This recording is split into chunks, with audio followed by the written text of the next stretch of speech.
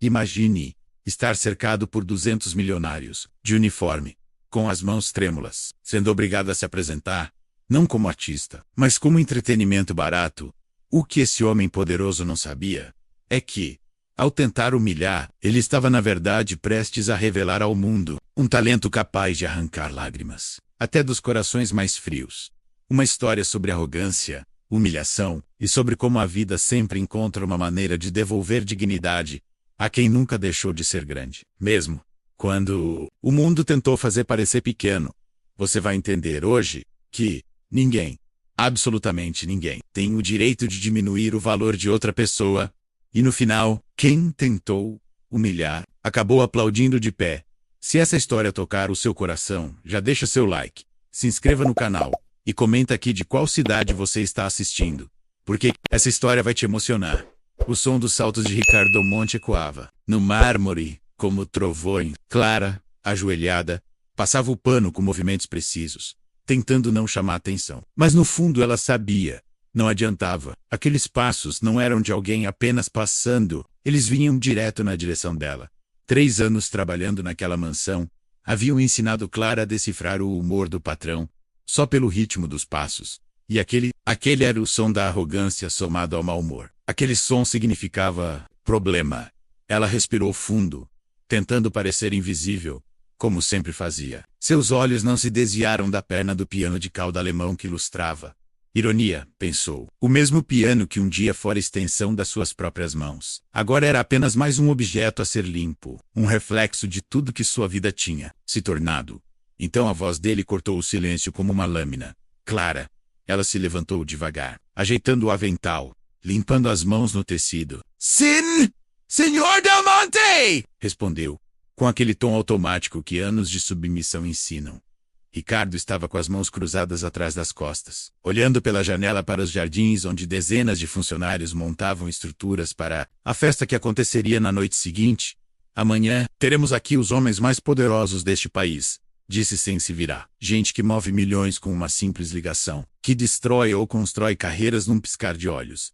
Ele, então se virou, e Clara percebeu algo no olhar dele. Não era só arrogância, não era só desprezo, era diversão, uma espécie de prazer cruel, prestes a acontecer.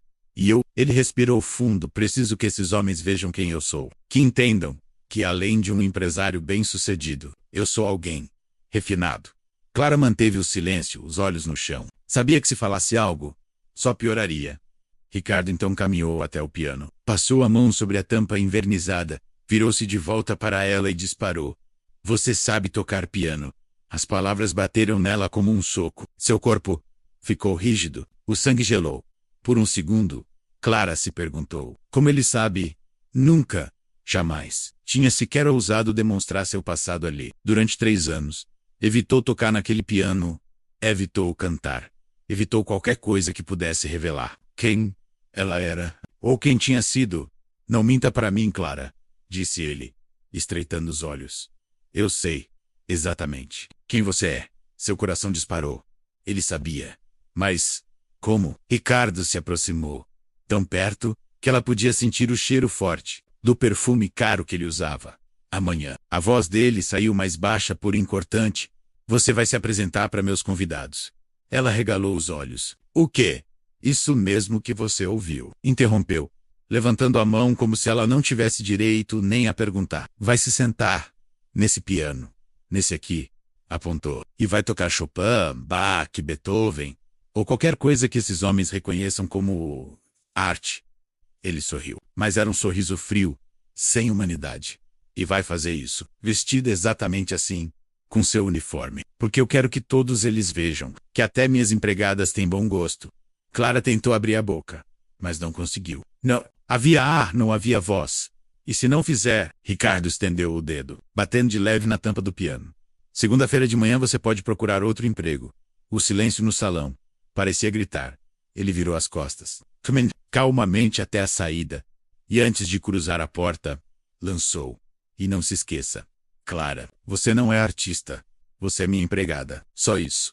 Quando a porta se fechou, Clara sentiu as pernas falharem. Ela apoiou-se no próprio piano, aquele que um dia foi o palco dos seus sonhos. Iago era cenário do maior pesadelo da sua vida. O som do silêncio naquela mansão era ensurdecedor. Clara ficou ali, imóvel, por longos minutos, sentindo o peso das palavras de Ricardo, ainda ecoando na mente. Como ele sabia, como, depois de tanto tempo escondendo seu passado, aquelas lembranças que ela trancou no fundo da alma, voltaram para assombrá-la. Ela passou a mão devagar sobre as teclas fechadas do piano. O toque frio da madeira polida trouxe de volta sensações que ela jurou nunca mais sentir. Era como abrir uma caixa que passou anos enterrada, cheia de memórias que ela lutou tanto. Para Squeezer se sentou no banco acolchoado, e sem abrir a tampa, fechou os olhos. E então, o passado começou a tomar forma. Ela não nasceu empregada. Não nasceu invisível. Seu nome já ecoou em palcos muito distantes dali, muito mais nobres do que aquele salão cercado de móveis caros e olhares de desprezo. Filha única de uma professora de literatura e de um maestro apaixonado pela vida, Clara cresceu cercada de livros, partituras e melodias. Aos 4 anos, seus dedos já deslizavam pelas teclas de um piano antigo que seus pais conseguiram comprar com muito esforço. Aos 8, ganhou sua primeira competição de jovens talentos. Aos 15, um feito que parecia inalcançável, foi aceita no Conservatório Real de Londres. Uma bolsa integral. Seu nome, estampado na lista dos escolhidos, foi motivo de orgulho para toda a família. Motivo de festa no bairro onde cresceu. Durante 6 anos, viveu o que parecia ser um sonho. Suas mãos se tornaram extensão das teclas. Chopin, Liszt, Debussy. Ela não apenas executava, ela interpretava, fazia a música respirar, viver, emocionar. Era isso que seus mestres diziam. Ela não tocava, ela contava histórias através da música. Mas a vida, ela nunca é linear. Foi em uma tarde qualquer que tudo desmoronou. Um telefonema interrompeu o ensaio. Um acidente, um caminho, 2 corpos. Seus pais. E junto com eles, tudo. O chão sumiu. O futuro se desfez. A volta para o Brasil não foi escolha. Foi necessidade. Havia documentos, heranças inexistentes, dívidas, e uma dor tão grande que parecia não caber no peito, sem apoio, sem família, sem nada. Clara fez o que precisou fazer. Guardou o diploma não concluído. Escondeu os certificados. E buscou qualquer trabalho que pudesse pagar um teto e comida. A música, ela enterrou, porque cada nota lembrava o que tinha perdido. Cada acorde soava como um lamento. Quando aquela vaga na mansão Del Monte apareceu, ela aceitou. Era estável, seguro, invisível. Ninguém olharia para ela como artista, como promessa, como prodígio. Seria só Clara, a empregada. E por 3 anos ela acreditou que esse papel bastava. Mas agora aquele piano, aquele homem, aquele momento, pareciam querer arrancar dela algo que ela lutou tanto para sufocar. Ela abriu os olhos, encarando o próprio reflexo no verniz da tampa do piano. Quem era aquela mulher? A pianista que encantava plateias em Londres? Ou a empregada que serve champanhe? A milionários que nem sabem seu nome se levantou. Caminhou até o espelho, no canto do quarto de empregada. Olhou para o uniforme preto e branco pendurado. Aquele tecido que a fazia se sentir invisível. Amanhã estaria no centro dos olhares. As mãos tremiam, mas algo ali, no fundo do peito, começava a se mexer. Uma fé, uma lembrança de quem ela foi. E talvez de quem ela ainda podia ser.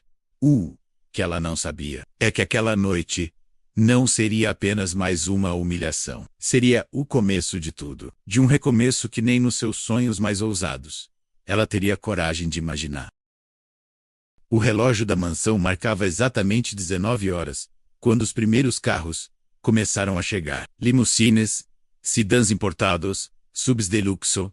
Cada um deles carregava não apenas convidados, mas também seus egos inflados, seus sobrenomes pesados e suas contas bancárias de 7 dígitos.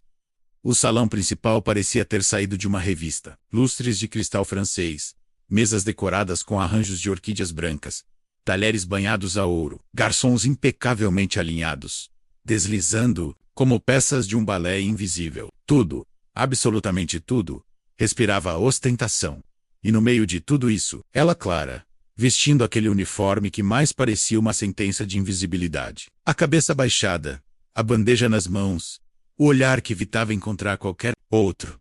Mas naquela noite, ela não seria invisível, não teria como ser. Ricardo Del Monte circulava pelo salão como um rei que observa seus súditos. Sorria, apertava mãos, distribuía cumprimentos falsos, mas dentro dele borbulhava um prazer sádico. Sabia o que estava por vir, e esperava ansioso pelo momento de transformar sua funcionária em um espetáculo exótico.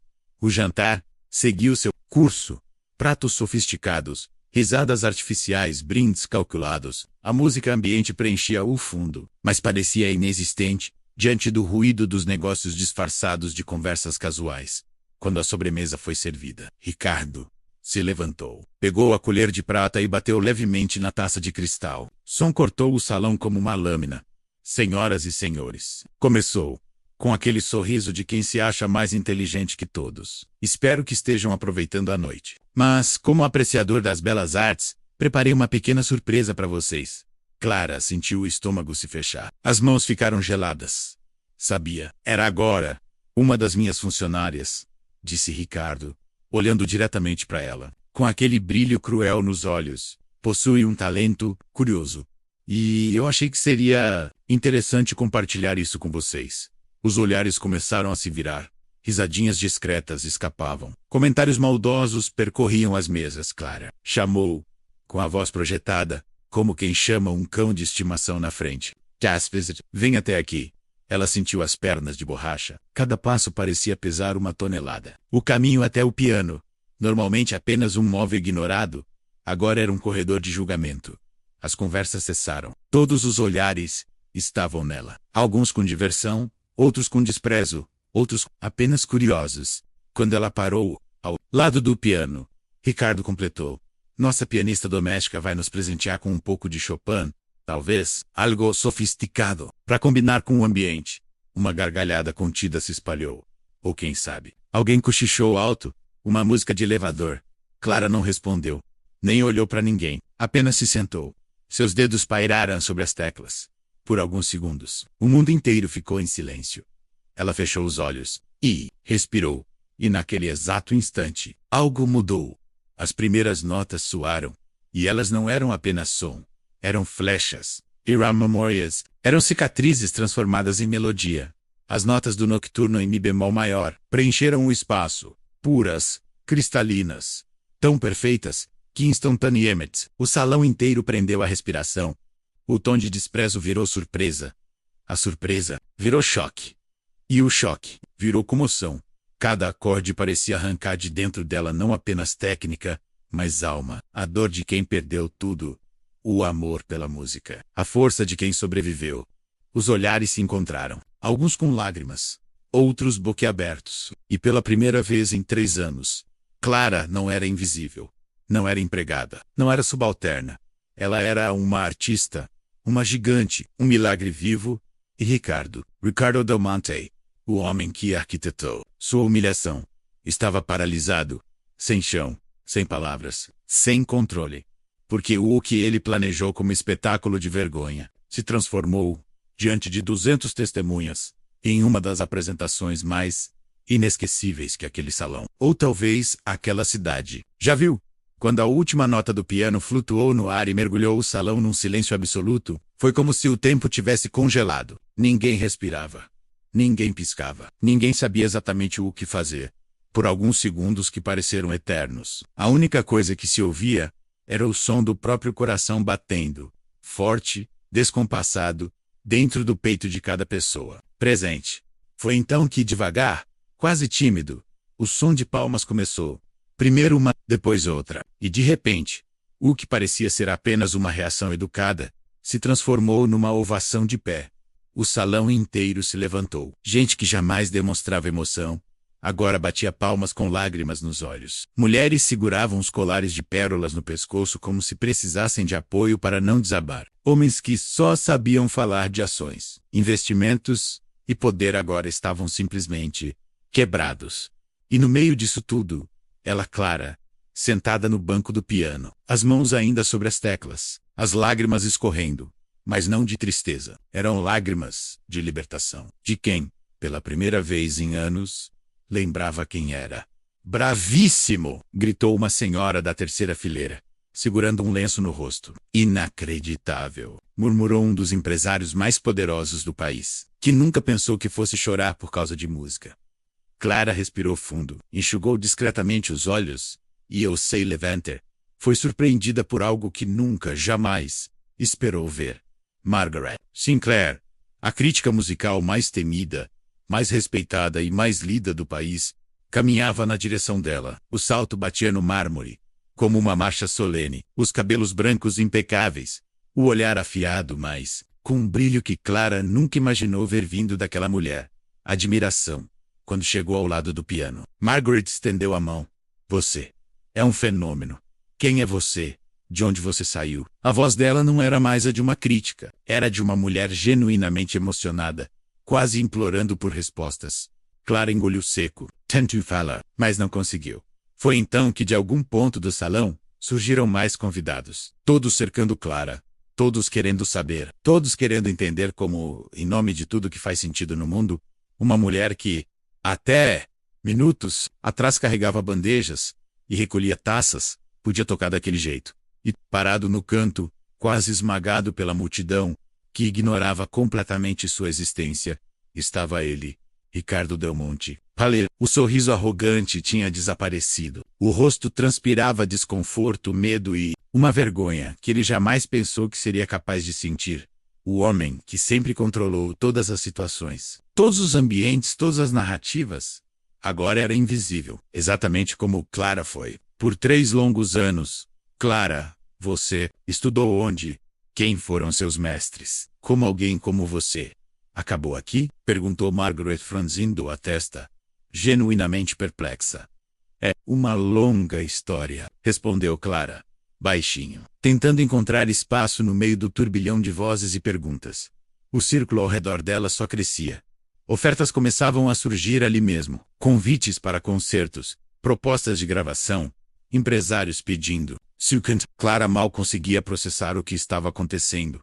E naquele exato instante, ela percebeu a vida que ela achou que tinha perdido. Estava ali, na frente dela inteira, viva, esperando para ser reconquistada. O silêncio que ela carregou durante 3 anos, agora gritava tão alto, que fazia até mesmo os homens mais poderosos daquela sala abaixarem a cabeça. E Ricardo sabia, ele não só perdeu o controle da noite, ele perdeu tudo. Quando os últimos acordes ainda vibravam no ar, e os aplausos pareciam não ter fim, Ricardo Del Monte se escondeu atrás de uma coluna de mármore. O suor frio escorria pelas têmporas. As mãos tremiam. A respiração estava curta, pesada, como se tivesse levado um soco no estômago. A noite que ele planejou para ser mais uma demonstração de poder, mais uma vitrine do seu prestígio, estava, diante dos seus olhos, se transformando em algo que ele não podia controlar. E aquilo o apavorava. Ele olhava ao redor e via investidores, empresários, políticos, todos ignorando sua presença, todos com os olhos voltados para Clara. Mas como você encontrou um talento desses? Perguntou Thomas Crawford, um dos maiores investidores da noite, se aproximando dele. Ela sempre trabalhou aqui, questionou o outro, apertando o copo de uísque nas mãos. Ricardo pigarreou tento sorrir, mas a boca estava seca. As palavras, que antes ele manipulava como peças de xadrez, agora fugiam como areia entre os dedos. Bom, é claro, ela sempre foi talentosa, balbuciou, olhando para o chão, fugindo dos olhares. Mas ninguém acreditava. Os sorrisos eram falsos, os olhos eram cortantes. As conversas, que até minutos atrás eram sobre negócios, ações, investimentos, agora giravam em torno de uma única coisa. Clara Martinez. Isso é inacreditável. Inacreditável, repetia Margaret Sinclair caminhando entre os convidados, anotando freneticamente em seu caderninho. Essa mulher é um gênio escondido, uma estrela que foi enterrada viva numa mansão, limpando o chão enquanto poderia estar nos maiores palcos do mundo. E as perguntas começaram a pipocar. Ricardo, você sabia disso e manteve ela aqui? Isso é exploração, Ricardo. Meu Deus, você percebe o que fez? Ricardo tentava responder, mas qualquer palavra que saía só piorava. As expressões de incredulidade, de desprezo, de julgamento, se multiplicavam. Do outro lado do salão, Clara respirava fundo. Ainda tonta com tudo o que estava acontecendo, Mas, pela primeira vez, não se sentia menor, não se sentia invisível. Ela olhava ao redor e via olhos marejados, mãos que apertavam as dela com respeito, vozes que diziam: "Você é incrível. Por que você estava escondida todo esse tempo? Seu talento é um presente para o mundo." E no meio desse furacão de emoções, uma mulher de vestido dourado, esposa de um senador, se aproximou de Ricardo e, com a voz dura, disparou: "Espero que você esteja pagando muito bem essa moça, Ricardo. Porque que ela vale não tem preço." Ele tentou reagir, quis dizer alguma coisa, mas percebeu. Perdeu o controle. A narrativa, toda a estrutura de poder que ele construiu meticulosamente, ruiu. E no meio desse colapso silencioso, ele olhou novamente para Clara e, pela primeira vez, percebeu que não importava o dinheiro, os títulos, os imóveis, os carros, nada daquilo valia mais do que o que ela tinha acabado de fazer. Porque naquele salão, entre cristais, lustres e milionários, quem tinha o poder era ela. E ele apertou os punhos. O orgulho queimava, mas por dentro, uma voz desconfortável sussurrava: Talvez ela sempre tenha sido maior que você." O salão ainda vibrava com a energia dos aplausos quando Ricardo bateu à porta do escritório. Clara, de cabeça baixa, subiu as escadas atrás dele, com o coração disparado e as mãos suando frio. Sabia que o que estava prestes a acontecer não seria fácil quando encontrou Ricardo andando de um lado para o outro, como um leão enjaulado, as mãos nos cabelos, o rosto vermelho, os olhos faiscando de raiva, misturada com algo mais, talvez vergonha, talvez medo. Você me fez passar vergonha", gritou, batendo com força na mesa. Era para ser uma brincadeira, uma humilhação leve, algo para distrair meus convidados, não para você se tornar o centro das atenções. Clara ficou em silêncio por alguns segundos.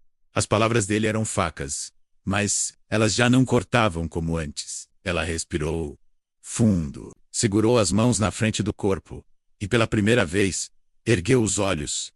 Firme. "Desculpe, Sr. Del Monte, eu só fiz o que o senhor me pediu. Eu toquei." Ele parou, ficou imóvel, a veia da testa pulsando. Apertou os olhos. Tocou. Você não tocou, Clara.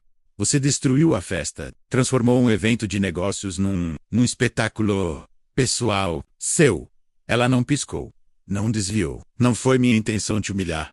Mas, se te humilhou, não é culpa da música." O silêncio foi cortante. Ricardo respirava pesado. A sala parecia pequena demais para conter o peso daquele momento. Ele apontou o dedo para ela, a voz trêmula, não mais de raiva, mas de algo que ele não sabia reconhecer. Vulnerabilidade.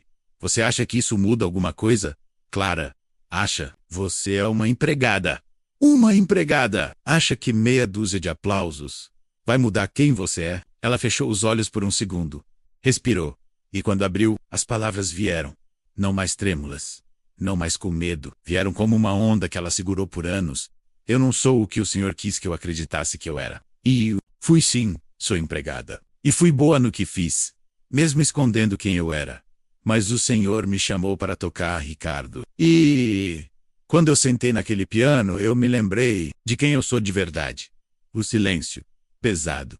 Dolorido. Ele virou as costas, bateu na mesa, passou a mão no cabelo. Depois apontou para a porta. "Pega suas coisas. Tá demitida." Na segunda: "Eu não quero nem vestígio seu aqui. Some da minha vida." As palavras doíam. Claro que doíam. Mas, estranhamente, não tanto quanto ela achou que doeria. Ela apenas assentiu. "Tudo bem. Mas saiba, Ricardo, essa demissão não é o fim de nada. E o meu começo." E, antes de sair, olhou pela última vez para aquele homem que tentou esmagá-la por 3 anos e sussurrou, com um meio sorriso: "O senhor me libertou. Sem querer, mas libertou. Obrigada." Quando Clara fechou a porta, Ricardo desabou na cadeira. Passou as mãos no rosto. E pela primeira vez em muito tempo, percebeu. O dinheiro, o poder, os negócios nunca tinham preenchido aquele vazio. O que ele tinha visto naquela noite era algo que ele jamais teria. Não com dinheiro, não, com status, não com controle. Porque talento, alma, verdade, não sei. E agora mais do que nunca, ele sabia disso. O amanhecer parecia diferente naquela manhã. Clara acordou antes do despertador. com os primeiros raios de sol atravessando a janela simples do quartinho que ocupou nos últimos 3 anos. Sentou-se na cama, olhou para as próprias mãos, as mesmas mãos que, horas antes, haviam arrancado lágrimas e aplausos de 200 pessoas. E percebeu, pela primeira vez, em muito tempo, elas não tremiam. O cartão de Margaret Sinclair estava sobre a mesa de cabeceira, como uma promessa, como uma chave. Ela pegou, respirou fundo e discou. A voz, do outro lado, atendeu em segundos. Alô, Margaret, aqui é Clara. Clara Martinet. O silêncio do outro lado durou exatos 2 segundos, que pareceram uma eternidade. Clara, eu estava esperando sua ligação. A partir de hoje, sua vida nunca mais será a mesma. E não foi. No mesmo dia, Margaret marcou uma reunião com um produtor musical de renome. Quando ele ouviu uma gravação simples que Margaret tinha feito no celular, durante a apresentação improvisada na mansão, ele arregalou os olhos e disse, sem pensar 2 vezes, ela não pode ficar escondida. Nem mais um dia. Essa mulher tem que estar no palco. Agora, em menos de uma semana, Clara estava em uma audição para a orquestra municipal. As mãos tremiam sim, mas agora era outro tipo de tremor. Não era medo, era energia, era vida pulsando. Quando ela se sentou no piano do grande teatro, algo dentro dela fez silêncio. Os ruídos do passado cessaram, e ela tocou, como quem sobreviveu. Quando a última nota ecoou, o maestro se levantou, olhou nos olhos dela e disse, Senhorita Martinez, bem-vinda de volta. Esse palco sempre foi seu. Só estava te esperando. Em questão de meses tudo mudou. Véu, concerto. Depois, um convite para se apresentar em um festival internacional. Uma gravadora ligou. Depois, 2, tipo 5. As manchetes começaram a circular. O gênio, escondido na limpeza de uma mansão de empregada estrela dos palcos. A incrível história de Clara Martinez. Os ingressos para seus concertos se esgotavam em minutos. Pessoas viajavam de outros estados só para vê-la tocar. E, entre uma apresentação e outra, Clara fazia questão de reservar 2 dias da semana para algo que, no fundo, foi o que reacendeu sua paixão pela música. Ensinar? Você acha que consigo mesmo, Clara? Perguntou Ricardo. Naquela tarde, ajeitando-se no banco do piano da mansão que agora parecia menor, menos opulenta, mais humana. Ela sorriu. Um sorriso leve e sincero, cheio de paz. A música não exige perfeição, Ricardo. Ela é verdade. Isso, você tem. Ele posicionou as mãos, errando uma nota aqui, outra ali, mas pela primeira vez, não se importou. E quando acertou a sequência, sorriu. Nunca pensei que eu pudesse. Todos podem. Só precisam acreditar, respondeu Clara, olhando para ele não mais como o ex-patro arrogante, mas como um homem que, assim como ela, estava tentando se reencontrar. O telefone de Clara vibrava sem parar, menos convites, contratos, propostas, mas ela respirava fundo, olhava para aquele piano e sabia que nenhuma sala de concerto, nenhum cachê, nenhum aplauso valeria mais do que aquele momento. Porque o verdadeiro renascimento não acontece no palco, acontece no coração. Ela olhou pela janela. O sol se punha, tingindo o céu de laranja e dourado, e sorriu. Eu voltei para casa. O teatro estava lotado, luzes suaves, cortinas vermelhas abertas, e uma plateia ansiosa. Mas não era um concerto qualquer. Aquela noite era especial. Um evento beneficente organizado por Clara, cujo objetivo era oferecer bolsas de estudo para jovens músicos de comunidades carentes. Pessoas que, assim como ela, carregavam talento no peito, mas não tinham espaço no mundo. Na primeira fileira, estavam presentes figuras que marcaram sua jornada. Margaret Sinclair, com os olhos marejados. Tio, Helena, sua tia, sorrindo como uma mãe que vê a filha alcançar o inalcançável. Thomas Crawford e outros empresários, agora não mais interessados em negócios, mas em aplaudir de pé uma história que os transformou. E, na terceira fileira, discretamente, Ricardo. Não era mais o homem que ela conheceu. O terno caro estava lá, mas agora sem a arrogância. No lugar dela, havia humildade e, quem sabe, redenção. O maestro anunciou. Senhoras e senhores, esta noite, não celebramos apenas a música, celebramos a vida, a Coragem, e a certeza de que talento não tem rótulo, nem classe social. Recebam, Clara Martinez. Aplausos. Muitos. Tantos que demoraram para cessar. Clara entrou, sorrindo, Não mais tímida, não mais invisível. Agora dona do próprio palco, da própria história, do próprio destino. Sentou-se ao piano, as mãos repousaram nas teclas. E antes de começar, falou: se alguém me dissesse, há um ano, que eu estaria aqui hoje, eu não acreditaria. Porque eu achei que minha história tinha acabado, que meu lugar no mundo era nas sombras. Mas a vida, a vida, ela escreve músicas que nem sempre a gente entende na primeira audição. Fez uma pausa, respirou fundo. Então, se você que está aqui hoje se sente pequeno, invisível, esquecido, saiba, nenhuma dor é maior que a sua força, e nenhum silêncio é eterno. Acredite, porque às vezes, o que parece o fim é só o começo de uma nova canção. As mãos desceram sobre as teclas, e começou. Mas dessa vez, não era Chopin, nem Rachmaninoff. Era uma nova composição, uma peça que ela chamou de A Última Nota. A música era como um sussurro de esperança. Começava suave, delicada, quase como se tivesse medo de existir. Mas aos poucos, crescia, e cada nota parecia dizer: você é maior que sua dor. Você não é o que o mundo diz. Você é o que seu coração acredita ser. O primeiro movimento falava da perda. O segundo, do exílio. O terceiro, do reencontro. E o quarto falava do amor. Do amor próprio. Do amor. A vida, do amor que salva. Na última sequência, Clara fechou os olhos. As mãos voavam, leves, firmes, seguras. E, quando tocou a última nota da Xu, fez soar até desaparecer no silêncio. E, por alguns segundos, ninguém respirou. Então, veio a ovação. Pessoas do pé, lágrimas nos olhos, braços erguidos, aplausos que não cessavam. No meio da multidão, Ricardo enxugava discretamente uma lágrima. Helena segurava forte a mão de Margaret. E ali, naquele teatro, não havia mais patrões e empregados, ricos e pobres, privilegiados e esquecidos. Havia apenas seres humanos, unidos pela mesma verdade. A música salva. A arte liberta. O amor transforma. Clara se levantou, fez uma reverência, sorriu e, olhando para aquele teatro, disse em pensamento: obrigada, vida. Obrigada, música.